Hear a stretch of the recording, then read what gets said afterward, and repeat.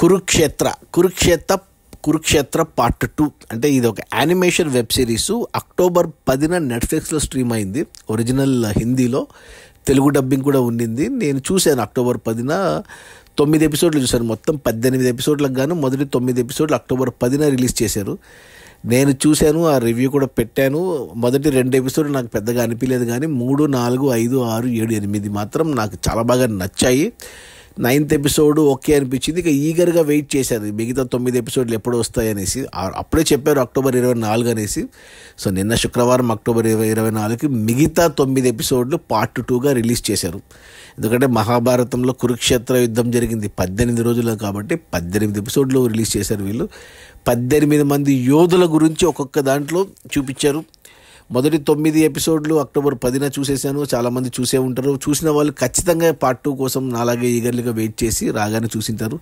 ఎవరైనా ఈ పార్ట్ 2 చూడకపోయింటే అసలు ఇదేం తెలియదు అంటే ఖచ్చితంగా చూడండి. ఒకేసారి 18 ఎపిసోడ్లు చూడొచ్చు. ఒక్కొక్క ఎపిసోడ్ అరగంట. 18 ఎపిసోడ్లు పూర్తి చేయడానికి 9 గంటల టైం అయితే పడుతుంది. బట్ మన టైంకి వర్త్. మహాభారతాన్ని మొత్తం మన కళ్ళకు కట్టినట్టు. అందులో యానిమేషన్ వల్ల మన ఊహాతీతంగా, అసలు మన ఊహకు అందని విధంగా, మరి ఇది నిజంగా వ్యాసుని మహాభారతమే తీసుకొని ఉంటే కానీ ఎగ్జాక్ట్గా మన కళ్ళకు కట్టినట్టు.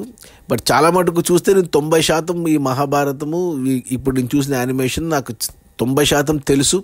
అది కూడా మన తెలుగు సినిమాల ద్వారానే, అది కూడా సీనియర్ ఎన్టీఆర్ సినిమాల ద్వారానే. ఎస్పెషల్లీ దానవీర శూరకర్ణ అండ్ శ్రీకృష్ణ పాండవ, ఈ 2 సినిమాల రెఫరెన్స్లు ఎక్కువ కనపడ్డాయి నాకు. సో నేను అనుకుంటున్నాను అది కరెక్టే అనుకుంటున్నాను. ఎందుకంటే వ్యాస మహాభారతం నేను చదవలేదు కాబట్టి నాకు తెలీదు. బట్ అదే ఉండొచ్చు అనుకుంటున్నా. బట్ ఎవరైనా సరే చూడండి. ఎందుకంటే నేను టీవీ మహాభారతం కూడా చూశాను.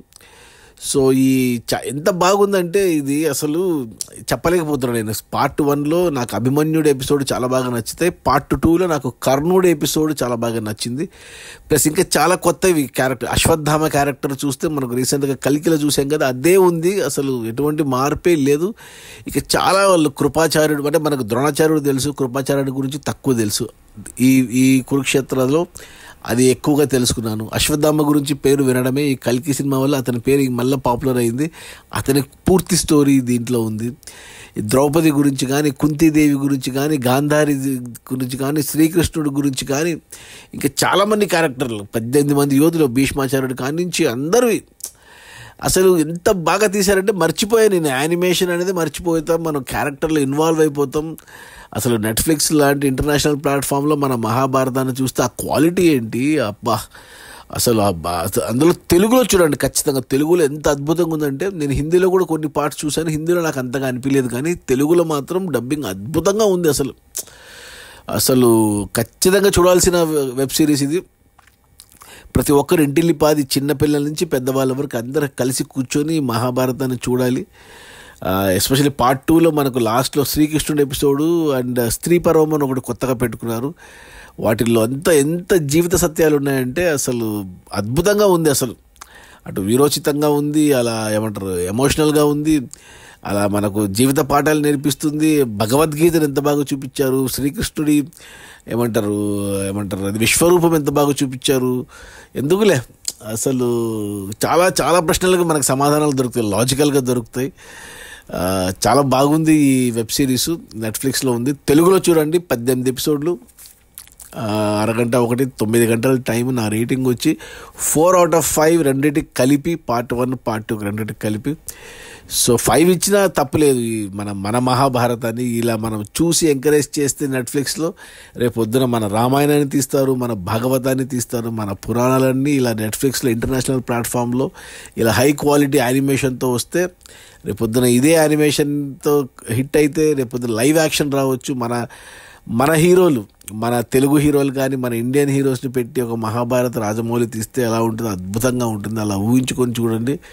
నేనైతే కొన్ని క్యారెక్టర్స్ అంటే నాకు ఎక్కువగా సీనియర్ ఎన్టీఆరే గుర్తొస్తున్నాడు. శ్రీకృష్ణుడి క్యారెక్టర్ చూసిన, కర్ణుడి క్యారెక్టర్ చూసిన, భీముడి క్యారెక్టర్ చూసిన, దుర్యోధనుడి క్యారెక్టర్ చూసిన, ఎందుకంటే అతన్ని చూసాం కాబట్టి అతనే గుర్తొస్తున్నాడు. బట్ మన హీరోల్ని పెట్టి ఒకసారి ఊహించుకోండి, ఒక క్యారెక్టర్లు ఇలా ఇతరుంటే ఎలా ఉంటుంది, అతనుంటే ఎలా ఉంటుంది అనేసి. సరే అవన్నీ పక్కన పెడితే, మహాభారతం మనం చదవము, మన దగ్గర టైం లేదు, చదివేంత ఓపిక లేదు. కాబట్టి ఈ మహాభారతాన్ని చూస్తే ఒక 9 గంటల పాటు మీరు వెచ్చించగలిగితే కంప్లీట్ మహాభారత్. ఆ స్క్రీన్ ప్లే కూడా ఎలా ఉందంటే స్ట్రైట్ నరేషన్ కాకుండా ఒక ఇన్సిడెంట్ జరుగుతుందో ఆ ఇన్సిడెంట్లో ఫ్లాష్ బ్యాక్గా దానికి సంబంధించిన వాళ్ళ కథలు అలా క్లుప్తంగా చెప్పించుకుంటూ వచ్చారు. అందువల్ల ఇంట్రెస్టింగ్గా అనిపిస్తుంది ఈ మహాభారత్. సో ఖచ్చితంగా మీరు చూడడమే కాదు, ఇంటిల్లిపాదికి చూపేయండి. నా రేటింగ్ వచ్చి 4/5. నెట్ఫ్లిక్స్లో ఉంది, తెలుగులో చూడండి. Okay, bye.